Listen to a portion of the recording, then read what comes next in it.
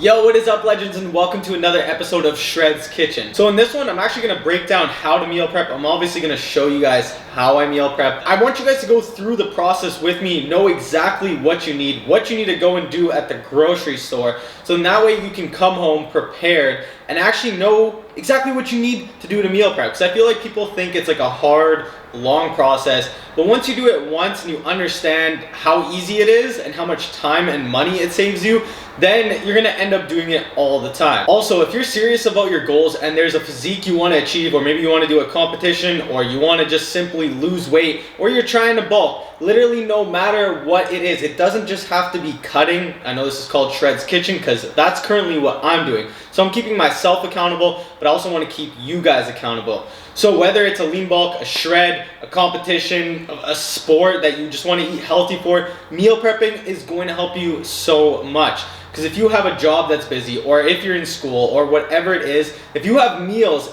in the fridge in the morning or in the freezer, if you're prepping for longer than like 3 days, being able to grab those meals, put them in your lunch, or just take them with you and put them in a fridge somewhere else is going to be so much easier than thinking in the morning and trying to whip something together, not knowing what your macros are, how much protein you need to get. Like, the thing is, with meal prepping, you're preparing for success. So when you meal prep these meals, you already know what your goals are, you're gonna know what carbs, fats, proteins you need, and you're gonna scale them out. I know it sounds like a lot of work, but it's really not, because you're gonna do it in one day, and then the rest of the week, you don't have to worry about a single thing, which is amazing. It literally saves you so much time. So you guys might be wondering who I am. My name is Dylan Fulgaris, or Felgy Flex, if that's what you follow me on TikTok or Instagram or one of the other places. That's what I go by. I'm a physique competitor. I'm a natural competitor. I actually did a show last year in Winnipeg and won the overall natural, so I'm going to be going to Toronto hopefully this year and competing there. The reason I'm telling you this is because the reason I've been able to achieve most of these things is because I was preparing for success, and one of those things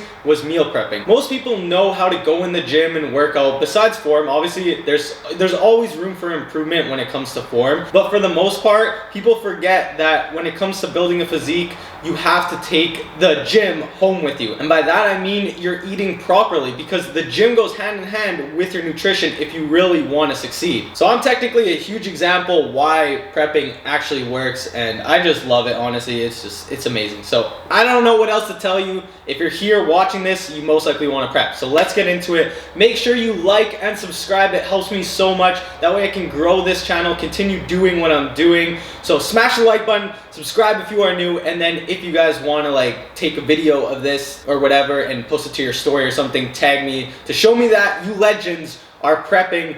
That would also be unreal. Step number one when it comes to meal prepping, you're gonna need a few things. The first thing is containers. You have to have something that you can put all the food in that you're about to make and have it portioned out properly. So you can just go to Superstore, Walmart, wherever, just go grab containers that are the same. You can get the divided ones, non-divided. It really doesn't matter as long as it holds food. The second thing you're gonna need to do is go get the food that you need. So I like to break it down into protein, fats, carbs, and then vegetables. So for the protein in this meal prep, I went and got pork tenderloin, and you can switch this up. If you guys watch my other videos, there's tons of different things you can do. You don't have to use the same thing over and over. Obviously, some foods are gonna take longer to cook, so it really depends on how much time you have. Like, if you wanna really make a fast meal prep, this one that I just made was really fast, but I could probably make it even faster. So I would say under 2 hours is a good ballpark. If you wanna make something more gourmet with like sauces and stuff, then you're gonna have to add a little bit more time, 3 hours, 4 hours. Anyways, protein, pork tenderloin, big package of it. I believe it was like $27 or something.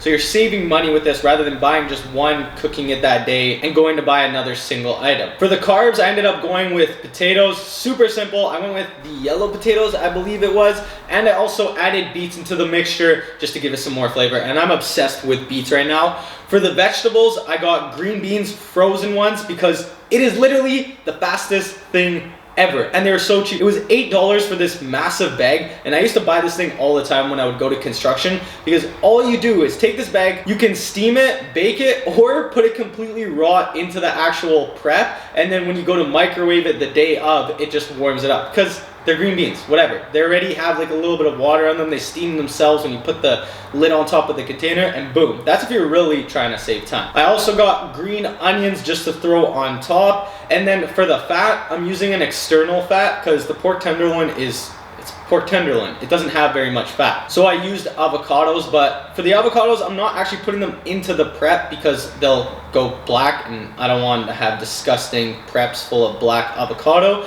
So I'll bring the avocado with me, cut it up, and then add it to the meal prep. So those are the fats, proteins, carbs, veggies, everything. That's what you need to go do. Go to the store, pick whichever ones you want, or you can use the ones that I'm using today or from one of my past videos. It really doesn't matter. The next thing you need to do, grab some spices. You don't want this to taste like shit.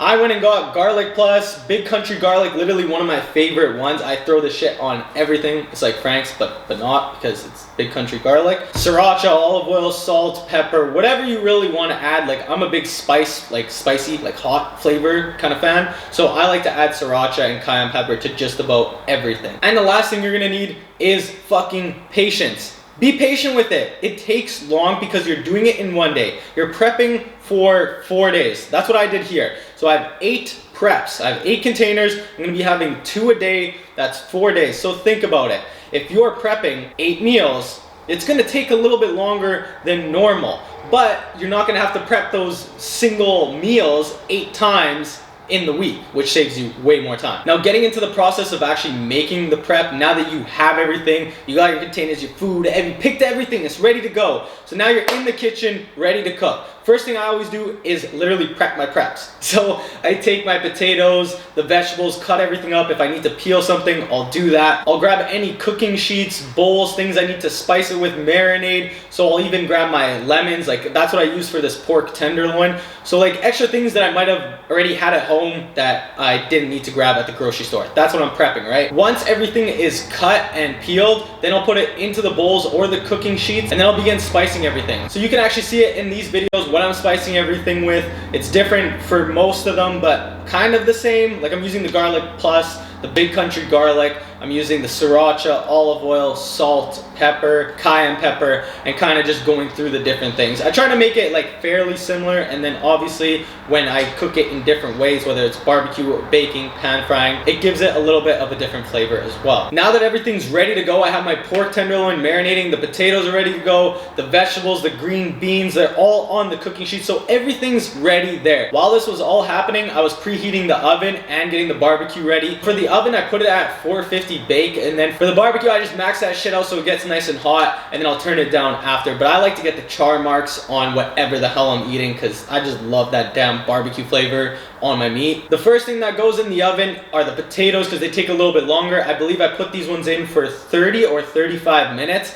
And then once the potatoes are done, then I move over to the pork tenderloin, because I only have enough room for 2 sheets in the oven. So once I pull out the potatoes, I then put in the green beans. As soon as the green beans start, because they only take about like 15 minutes to cook, then I put the pork tenderloin on, because you gotta wash this shit. This is important because you never want dry meat. And pork tenderloin, you actually want it a little bit pink on the inside so it keeps the juices. I know you might think like chicken pink, like it's not supposed to be pink, but trust me, when you're microwaving it and everything, it ends up like cooking it all the way through, especially because I slice it at the end. You just don't want dry chicken, dry pork. Don't make your chicken pink though. You just don't want dry pork tenderloin. It will not taste good. Trust me. Now that everything's pretty much cooked, I take out the pork tenderloin, start slicing that up into pieces so I can actually weigh it out properly, because if I just take the big massive thing and put it on there, it's not going to work, and then you have to cut it on the actual container. Not a good idea. I also take the green beans out. Now I have everything nice and set up. It's like I'm prepped again for the prep.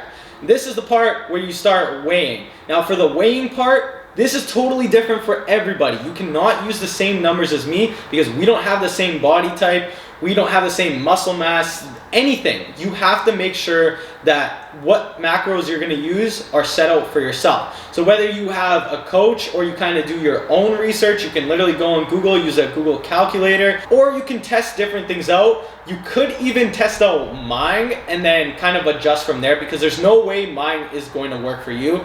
but it might, maybe if you're going for like a lean bulk, or it magically works for a cut, but I guarantee you it's not going to be spot on. So what you want to do is start off, you can literally start with whatever. I started with the potatoes and I started planing them. I did 200 grams per container, and I have my little scale there that's making sure that every single one is the same, because it has to be precise. You want to have each meal the exact same so you know that what you're eating is set out for your goals. So 200 grams for the carbs, and then I move over to the protein. I do 200 grams as well, and then for the vegetables I do 100 grams. And then for the green onions, I literally just sprinkle that on top, and that's it. Now that everything's plated, you can literally do whatever you want. Take a picture of it, selfie that shit, post it on your story, tell everyone that I'm meal prepping, I'm making fucking gains, and we're getting it. Because when you have those meals in front of you, you know that for the next 4, 5, maybe even 7 days, if you're putting them in the freezer, you're set up for success. Now all you gotta do